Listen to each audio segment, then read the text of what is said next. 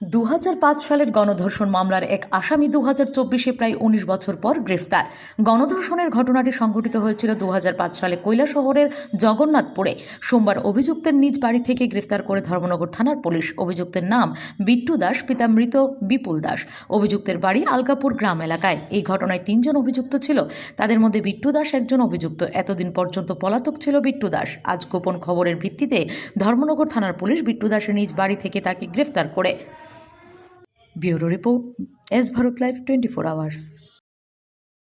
সবকিছু ভেঙে গেলেও যা ভাঙে না তা হলো পাথর, আর তাতে একটি নাম শ্রেষ্ঠ, যার নাম ভারত নির্মাণ ইনফ্রাস্ট্রাকচার।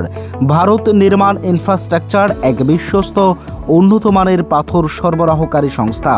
রাস্তাঘাট, বাড়িঘর নির্মাণের জন্য উন্নত মানের পাথর সরবরাহ করে থাকে এই সংস্থা। আপনাদের স্বপ্নের বাড়িঘর কিংবা রাস্তাঘাট তৈরির জন্য পাথরের প্রয়োজনে যোগাযোগ করতে পারেন আমাদের সাথে। আমাদের ঠিকানা শান্তির বাজার super market near SBI bank. আমাদের দূরভাষ নম্বর 8730877895।